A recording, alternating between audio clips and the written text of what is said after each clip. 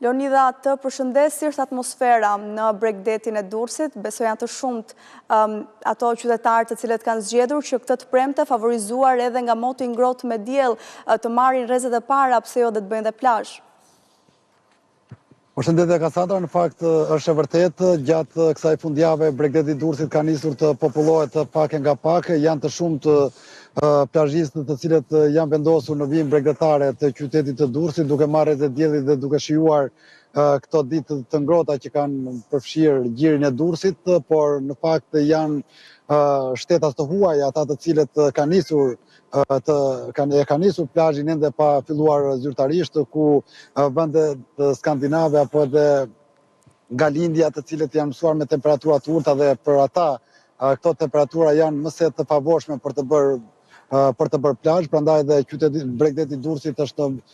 ka nisur që të popullohet, siç e tham pak më parë, ku hotelet që në fillim të muajit maj,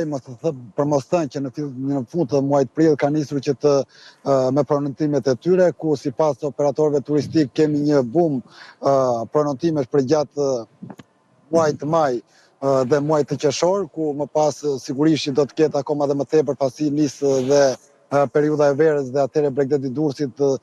ku qyteti i Durrësit në fakt 4 apo 5 fishohet në popullsinë e tij për shkak të prurjeve të shumta nga vende të ndryshme të botës që zgjedhin qytetin e Durrësit për të kaluar disa ditë pushime në Bregdetin e tij, por siç e tham edhe pak më parë, edhe operatorët turistikë vetë thonë që muaji maj është ndryshe nga vitet e tjera, ku ka patur një numër të lartë pronontimeve, ku vendin e parë zënë shtetasit anglez, francez, por edhe gjermanët, të cilët, siç e tham, janë mësuar me temperaturat të ulta dhe për ata temperaturat të cilat janë në vendin tonë në këtë fillim të muajit maj, janë më se të favorshme për të bërë plazh për këta shtetas. Në fakt, sipas operatorëve turistik, është gjithçka gati dhe ky sezon i ri turistik pritet të jetë një ndër më të mirët e viteve të fundit, kjo bazuar edhe në rezervimet që vetë operatorët turistik kanë për gjatë këtyre muajve të verës, ku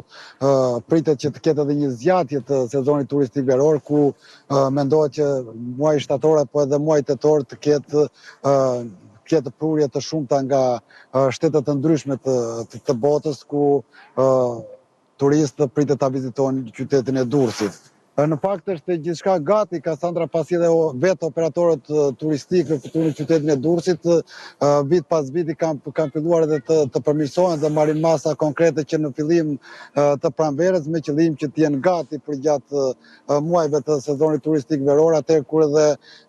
nis zyrtarisht sezoni, kur edhe prurjet janë edhe më të shumta, ku pothuajse të gjithë hotelet e qytetit të Durrësit të nisur nga Proja Gaj dhe përfundojnë në gjirin e Larzit, pothuajse janë të gjithë full dhe me rezervime të plota. Unë kam shkëputur edhe një intervistë nga kryetari i shoqatës së hotelerisë turizmit këtu në qytetin e Durrësit, është Eduard Xhepa, të cilin e ndjekim dhe rikthehemi sërish bashkë. Sezoni turistik, po themi që ka filluar. Kjo është një gjë shumë e mirë për ne, sepse gjithë industria e turizmit ka pasur si synim kryesor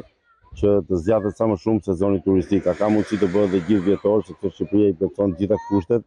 klimaterike, territoriale, pozicioni gjeografik është shumë i favorshëm. Ajo që është për të theksuar është që ka turistë nga gjithë bota dhe kryesisht janë